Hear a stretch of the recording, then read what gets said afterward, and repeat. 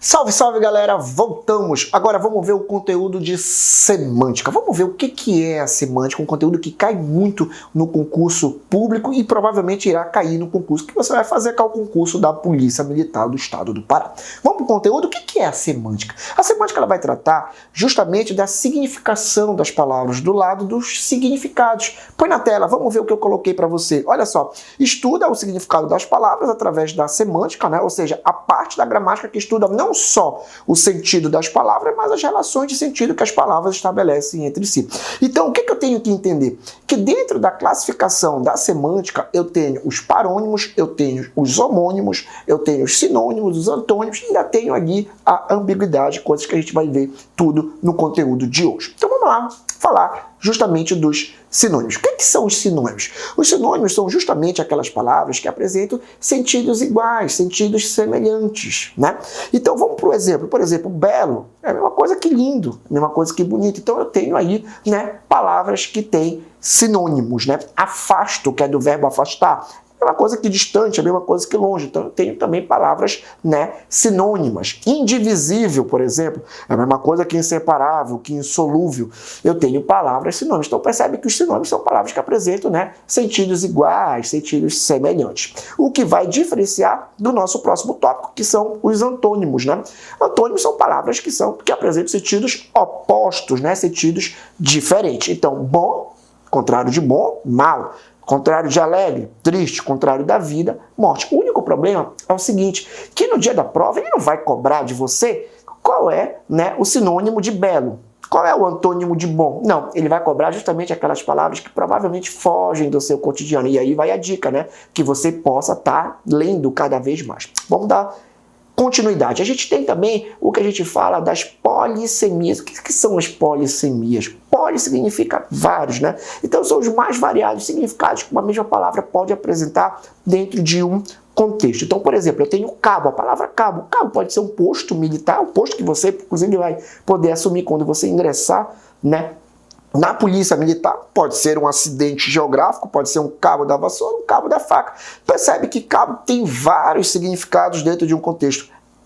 Toda vez que a gente tem uma situação como essa, a gente chama de polissemia. Banco. Banco pode ser a instituição financeira, pode ser um assento. Percebe que eu estou em vários significados com a mesma palavra. A gente chama isso de polissemia. Manga.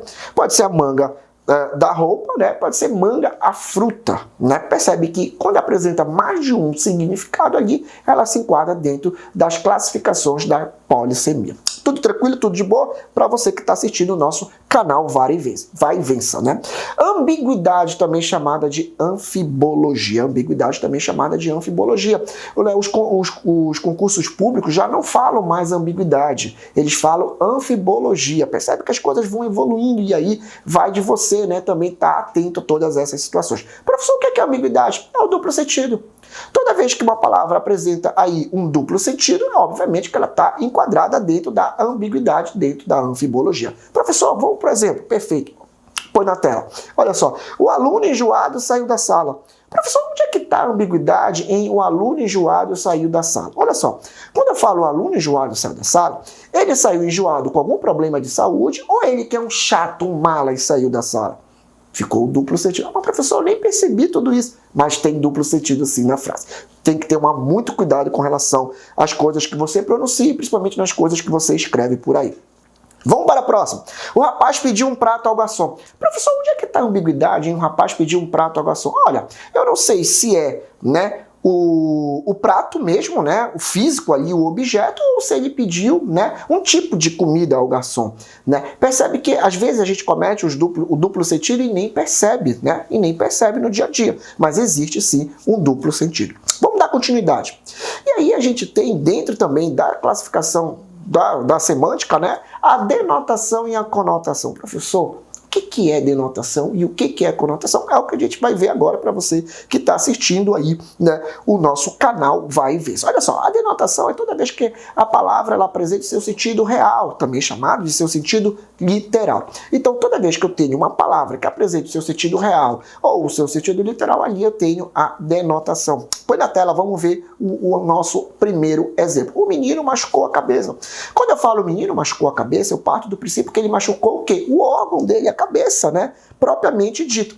Agora, quando eu falo o menino é o cabeça da turma, percebe que houve uma mudança de significado, que é o conceito que a gente vai ver agora, que é o conceito de conotação. O que é conotação? A conotação é toda vez que eu tenho uma palavra que foge do seu sentido real, ou seja, está no seu sentido não real, que é também atribuído, que é o chamado sentido figurado da palavra. Tudo tranquilo?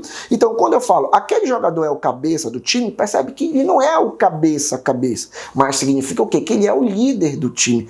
Percebe que houve uma mudança completamente de significado. A palavra não está no seu sentido real. Se ela não está no seu sentido real, ela está no seu sentido figurado, seu sentido conotativo. Então, denotação real, conotação não real, sentido figurado. Vamos dar continuidade aí ao nosso conteúdo de semântica. Agora a gente vai ver o que a gente fala justamente sobre parônimos, né? O que são os parônimos? O próprio nome está dizendo parônimos. São palavras que apresentam grafia e pronúncias parecidas, mas significados é completamente diferente. Então, a grafia, né? A grafia e a pronúncia elas vão ser parecidas, mas o significado delas é completamente diferente. Então, eu tenho a palavra cavaleiro. Cavaleiro é aquele que cavalga, né? E cavalheiro é o homem cortês, aquele que já está em extinção, né? No dia a dia, né? Vamos dizer, na vida, e vamos dizer assim, né? Percebe que cavaleiro e cavalheiro são palavras que têm pronúncias, né? Parecidas, né? Pronúncias e grafias parecidas, mas o significado dela são completamente diferentes. Então, aí eu tenho o que a gente chama de parônimos. Comprimento, que é uma extensão, e cumprimento, que é uma saudação. Olha aí, são parecidas, mas apresentam, né, significados completamente diferentes. Descrição e descrição, descrição, descrever, descrição, reserva, né? Olha aí as pronúncias, né? E os significados completamente diferentes. Sortir e surtir. Sortir, abastecer, surtir, produzir efeito. Percebe que as palavras elas apresentam aí grafia e pronúncias parecidas, mas os significados delas são completamente diferentes. Tudo tranquilo? Tudo de boa? Vamos continuar para você que está aí assistindo o nosso canal. Vá e vê se vai prestar aí o concurso da Polícia Militar do Estado do Pará e com certeza vai ser aprovado. Lembrando sempre, uma vaga é sua. Vamos para os homônimos, né?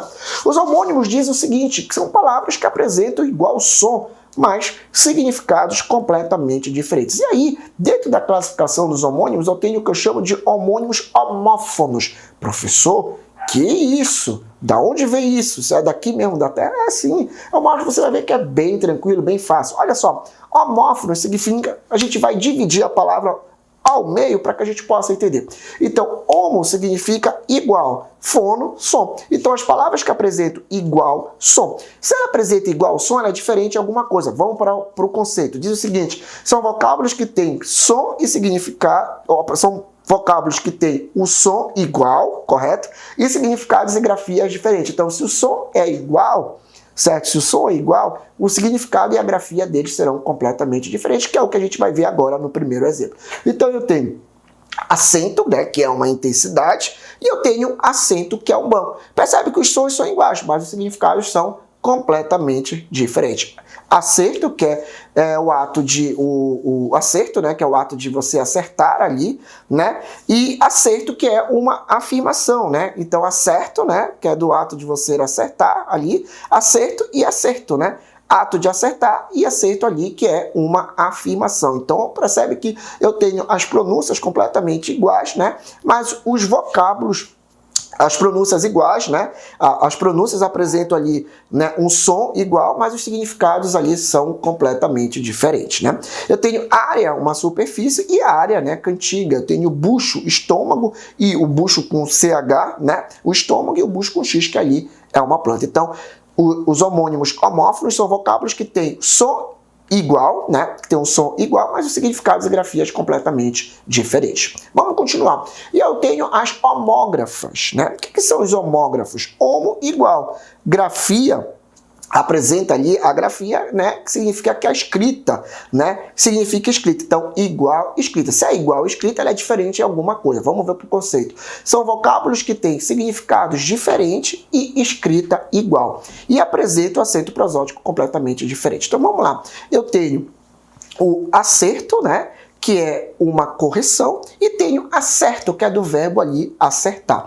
Eu tenho acordo, que é uma combinação, e acordo, que é do verbo acordar. Apoio, que é um suporte, e apoio, que é do verbo apoiar. Boto, que é um golfinho, né? E boto, que é do verbo botar. Percebe que eu tenho palavras que vão apresentar, né? São palavras que vão apresentar significados diferentes, né? Mas a escrita completamente igual. Então, escrita igual, né? Mas significados completamente diferentes. Aí eu tenho os homógrafos. Tudo tranquilo? Tudo de boa? Vamos para a nossa primeira questão para treinar, né? Depois de toda a teoria, nós temos aí a nossa prática. Vamos pegar a primeira questão. A primeira questão, ela começa com um pequeno texto, né?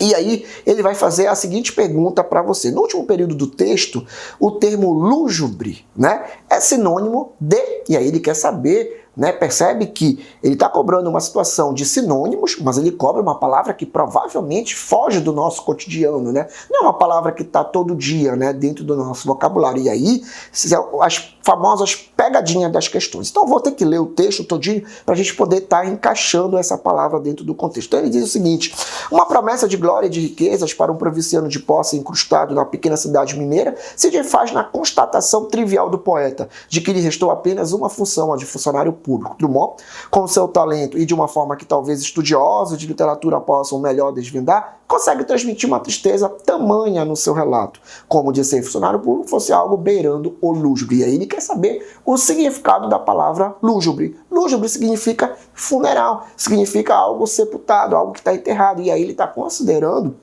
de certa forma, o funcionário como algo ineficaz, algo que não produz, segundo, né, aí o autor, né, da questão, o autor que colocou aí a questão na prova. Então a resposta correta da nossa questão é a letra A. Mas olha só, na letra B, o que significa medonho? Medonho vem de medo, né? De algo assustador, algo terrível, algo sinistro. Escuro, você sabe, solitário, você sabe, e prostrado na letra E. O que significa prostrado? Prostrado significa alguém sem ânimo. Só para a gente abrir esse parênteses, vamos para a nossa segunda questão. Lembrando que a primeira questão, resposta correta, letra A.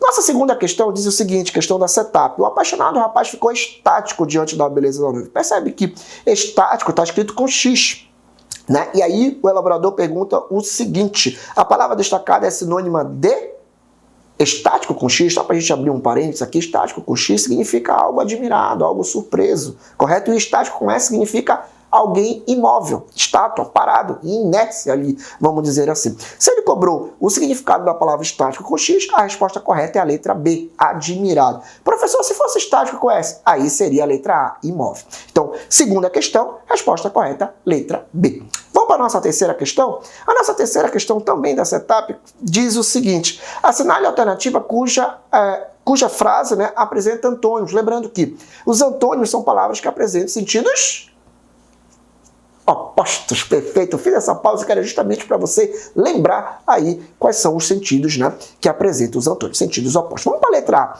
Ele é simpático e muito atencioso. Eu tenho antônimos aí? Não. Nenhum antônimo. Letra A está errada. Vamos para a letra B. Nem entrava, nem saía. Estava indeciso. Questão bem tranquila, né? Bem fácil. Entrar e sair são situações completamente opostas. Se são palavras que apresentam sentidos opostos, aí está o meu antônimo. Resposta correta, letra B. Tudo tranquilo? Espero que vocês tenham acertado aí. Vamos para a nossa quarta e última questão da parte, né, relacionada aí à semântica. FADESP, olha só, ele cobra uma questão relacionada à denotação e conotação, e ele observa, ele coloca um pequeno texto que diz o seguinte: atraindo mais investimentos estrangeiros, aquecendo a economia e gerando mais empregos. Óbvio que isso foi retirado, né? Foi um fragmento de um texto, por isso que ele está assim meio quebrado. Mas ele faz uma pergunta relacionada a esse fragmento. É correto afirmar em relação aos termos sublinhados. Vamos fazer a análise dos termos sublinhados? Investimento está no seu sentido real, logo é denotativo. Quem investe, investe em alguma coisa, investir vai estar sempre no seu sentido real, investimento estrangeiro. Aquecendo a economia, esse aquecendo está no seu sentido conotativo. Eu não posso aquecer a economia lá na panela de casa, correto? Mas a gente entende que quando o autor coloca aquecendo a economia, ele está no sentido de fomentar a economia, ele está no seu sentido de, né, estimular a economia. E gerar mais empregos é o ato de você gerar sentido real. Então, denotativo, conotativo, denotativo, vão para as alternativas. Ele diz o seguinte, letra A, todos são exemplo de anotação? Errado. A gente viu que tem o gerar, aquecendo a economia, né? O aquecendo a economia está no seu sentido conotativo. Vamos para a letra B. O segundo termo caracteriza uma conotação? Opa, acertamos a questão. Letra B. O segundo termo está correto, ele está no seu sentido conotativo. Então a gente encerra por aqui, né, o nosso conteúdo de semântica e daqui a pouquinho a gente volta, né, para falar mais um conteúdo aqui com você. Fique com a gente, fique no canal Vai e Vez.